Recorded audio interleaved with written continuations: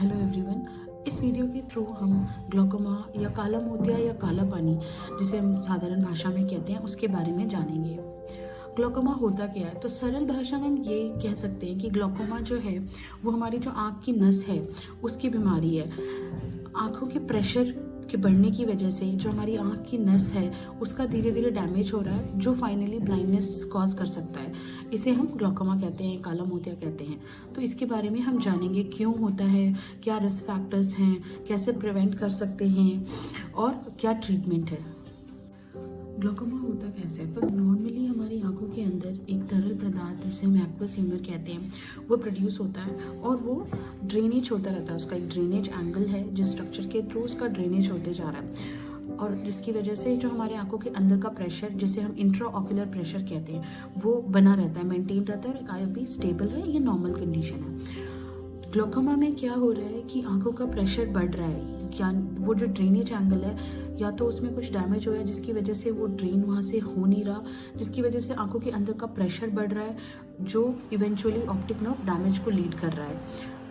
ये जो हमारी आंखों की नस या ऑप्टिक नर्व है, इसमें बहुत सारे 1 मिलियन नर्व फाइबर्स होते हैं और इनका जब डैमेज होता है तो स्टार्टिंग में पेरिफेरी यानी बाहरी के फाइबर्स का डैमेज स्टार्ट में होता है। तो आपकी जो सामने की नज़र है, जो सेंट्रल विजन है, वो मेंटेन्ड है, इसलिए बहुत लंबे समय तक आपको कभी कभी रियलाइज़ भी नहीं हो रहा कि आपका जो साइड का विजन है, पेरिफेरल विजन, धीरे धीरे कम हो रहा है, और क्योंकि आपको सेंट्रल तो सीधा साफ दिख रहा है।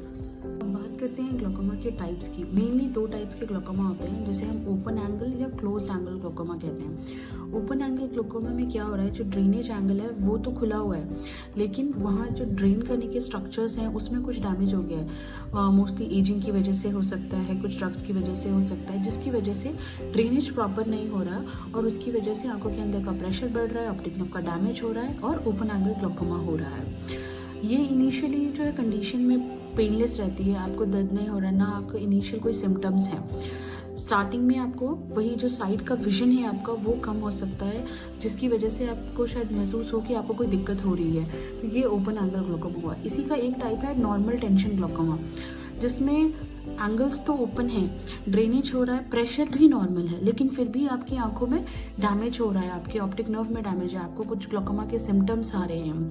तो ये बताता है कि ये जो प्रेशर है ये नॉर्मल है, लेकिन शायद आपकी आंखों के लिए ये प्रेशर नॉर्मल नहीं है। तो ये कंडीशन कब हो सकती है? मोस्टली कुछ अंडरलाइंग डिजीज, जैसे कि ऑक्यूलर परफ्यूजन अगर कम है, आपका ब्लड सप्लाई कम आ रही है, डायबिटीज़ में हो सकता है, माइग्रेन में हो सकता है, रेनॉल्ड्स फिनोमिनन में हो सकता है, कुछ सिस्टमिक डिजीजेस अंडरलाइंग होंगी, जो ब्लड फ्लो अगर आपकी आंखों को सही नहीं मिल रहा है उसमें ये नॉर्मल टेंशन ग्लोकोमा हो सकता है।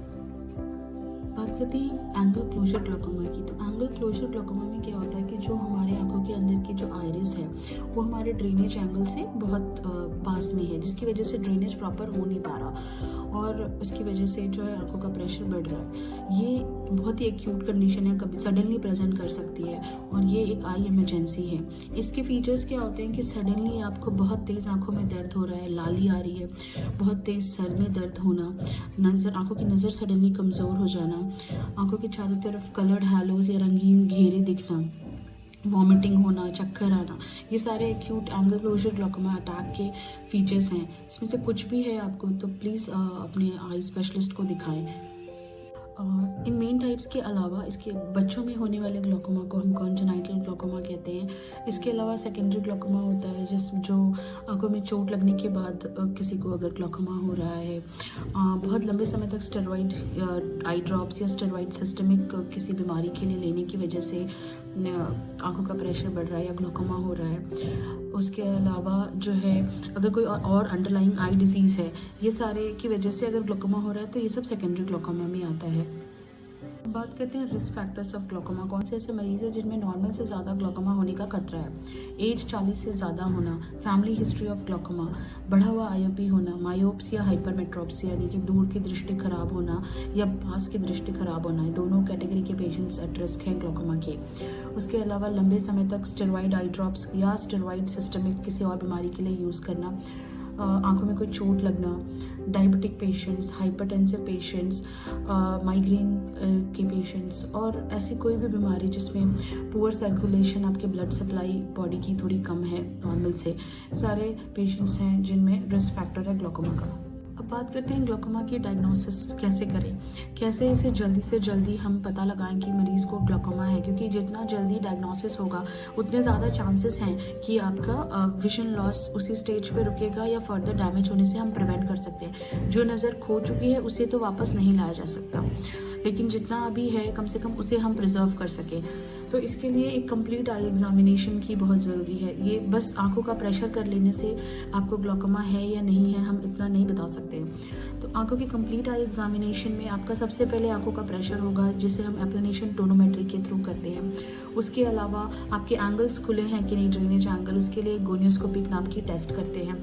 उसके अलावा आपकी ऑप्टिक नर्व को हम एग्जामिन करेंगे, उसमें ग्लोकोमा के फीचर्स है कि नहीं।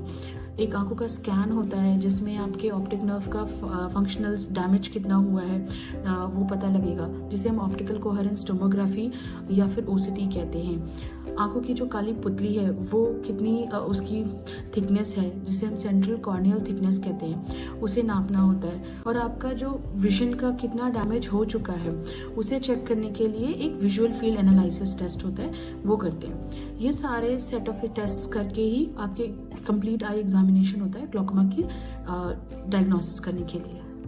अब बात करते हैं इलाज या ट्रीटमेंट की ग्लोकोमा की। तो इलाज डिपेंड करता है आप किस स्टेज पे प्रेजेंट कर रहे हैं और आपको किस टाइप का ग्लोकोमा है। पहला रिजॉर्ट हमेशा दवाइयाँ होती हैं, आई ड्रॉप्स होते हैं, टैबलेट्स होती हैं। तो उनसे अगर आपका कंट्रोल है तो first resort is medication. Second lasers आपको ज़रूरत है कि नहीं वो आपके ऑप्थेल्मोलॉजिस्ट या आई डॉक्टर ही डिसाइड करेंगे। तीसरा है सर्जरी, जो कि मेरा लास्ट रिजॉर्ट है। जब आपके आई प्रेशर्स, मेडिकेशंस और लेज़र्स से कंट्रोल नहीं हो रहे हैं तो उसके बाद ही हम सर्जरी की तरफ मूव करते हैं। ये भी आपके ऑप्थेल्मोलॉजिस्ट डिसाइड करेंगे कि अगर आपको सर्जरी की ज़रूरत है कि नहीं है। और जो ग्लोकोमा की आई ड्रॉप्स हैं या मेडिसिन हैं, ये जनरली लाइफ लॉन्ग रहती हैं। तो ये ज़रूर मेक श्योर करें कि अगर आपकी कोई ड्रॉप्स चल रही हैं ग्लोकोमा की तो प्लीज़ उसे स्किप ना करें, उसे रेगुलरली यूज़ करें। सो ग्लोकोमा की इस बीमारी जो काला मोतिया है, इसकी सीरियसनेस को समझें, इसके बारे में अवेयर हों, अपने आसपास के लोगों को अवेयर कराएं और एक कंप्लीट आई एग्जामिनेशन या स्क्रीनिंग के लिए ज़रूर जाएं। Thank you.